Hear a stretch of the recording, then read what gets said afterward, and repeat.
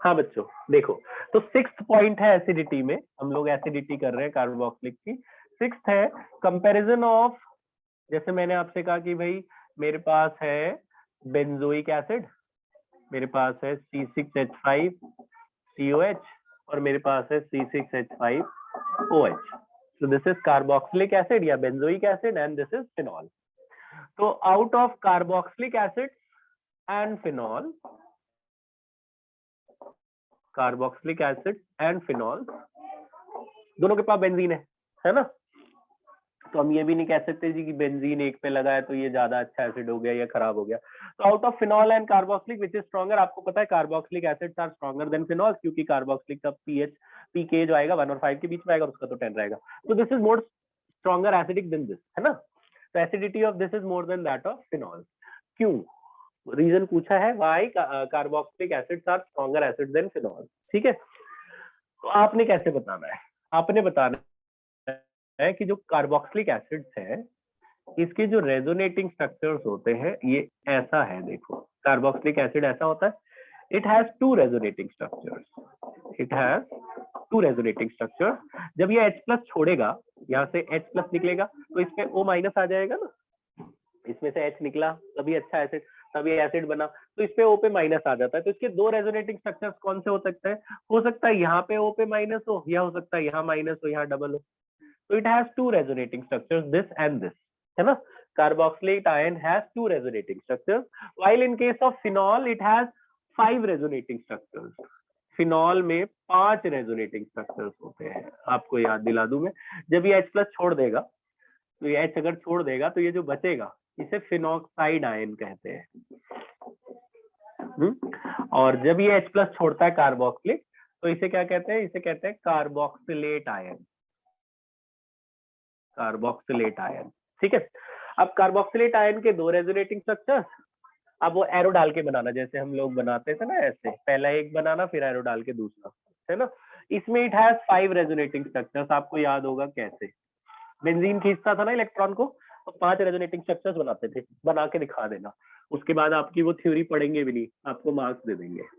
Theory थोड़ा सा लिख देना, ऐसे पूरा पैराग्राफ नहीं भी लिखोगे, ये बना दोगे तो मार्क्स मिल जाएंगे। ये क्या है आपको यहाँ से समझ में आएगा। देखो इसके 5 रेजोनेटिंग स्ट्रक्चर्स कौन से होते थे, ये 11th के थे, एक बार आपको याद दिला दिया जाए।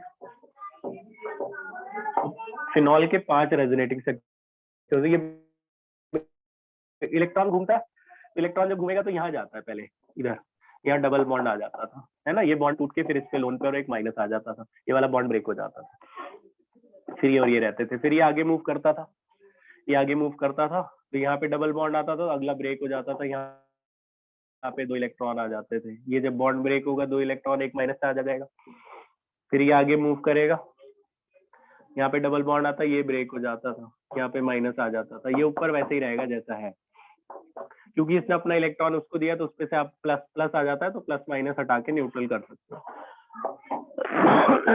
देखते रहना, पीछे डबल रहा, ये आगे चला गया, यहाँ पे डबल बॉन्ड बना, तो ये वाला ब्रेक हो गया, ब्रेक होकर यहाँ पे एक लोन पेयर आया, एक माइनस आया, फिर ये आगे जाता था, यहाँ पे डबल आएगा और ये डबल टूट के वापस उस पे माइनस वाले आ जाते थे, है ना? ये कुछ 5 रेजोनेटिंग स्ट्रक्चर्स है। क्लॉक एंटी क्लॉक कैसे भी चल लो, उससे कोई दिक्कत नहीं है। ठीक है, तो 5 रेजोनेटिंग स्ट्रक्चर है, 1 2 3 4 5। अब एक्चुअल में जो रूल है वो ये कहता है जी, जिसके रेजोनेटिंग स्ट्रक्चर ज्यादा वो ज्यादा स्टेबल, जिसके ज्यादा रेजोनेटिंग स्ट्रक्चर ना वो कम रिएक्ट करता है, वो ज्यादा स्टेबल। इसमें बात इतनी सी बतानी है बस आपको पेपर में कि ये ज्यादा स्टेबल कि ये ज्यादा स्टेबल, जो ज्यादा स्टेबल होगा ना वो अच्छा एसिड। तो कार्बोक्सिलेट आयन में तो सिर्फ 2 ही रेजोनेटिंग स्ट्रक्चर है, इसमें तो 5 रेजोनेटिंग स्ट्रक्चर है, तो ये ज्यादा स्टेबल होना चाहिए था। लेकिन ये कहते हैं इनका एक कि भाई जो नेगेटिव चार्ज है, जो नेगेटिव चार्ज है वो इलेक्ट्रोनेगेटिव एलिमेंट पे होना चाहिए, ऑक्सीजन पे होना चाहिए। अब ये कार्बन है और ये ऑक्सीजन है, देखा जाए कार्बन और ऑक्सीजन में यहाँ इलेक्ट्रोनेगेटिव पे ही नेगेटिव चार्ज है ना, तो यहाँ पे तो चलो नेगेटिव चार्ज यहाँ है, बाकी सब जगह जो नेगेटिव चार्ज है वो कार्बन पे है, बाकी सब जगह नेगेटिव चार्ज कार्बन पे है, यहाँ पे भी कार्बन पे है। तो ये जितना ज्यादा नेगेटिव चार्ज कार्बन पे होगा उतनी ज्यादा स्टेबिलिटी कम होती जाएगी। मतलब कि याद है आपको ऑर्थो और पैरा डायरेक्टिंग होते हैं, अगर कोई आएगा तो जल्दी से इनके ऑर्थो और पैरा पे रिएक्ट करा देंगे ये फट से, तो ये रिएक्ट हो जाएंगे ये, तो फिर ये तो स्टेबल हुआ ही नहीं।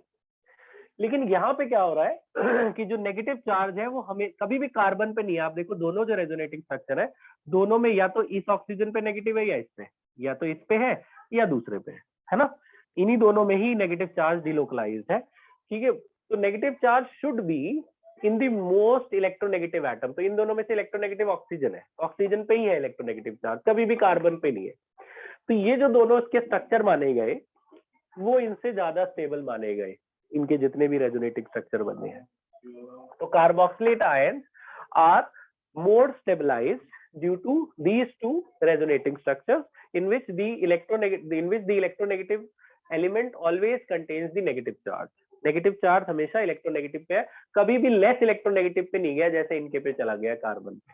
तो ये ज्यादा स्टेबल है, फिनॉक्साइड आयन कम स्टेबल है, इसलिए ये ज्यादा अच्छा एसिड हो गया फिनॉक्साइड आयन। तो इतना ही बताना है आपने पेपर में, ठीक है। तो इससे ये 2 मार्क का है। ये पॉज कर दो बच्चे।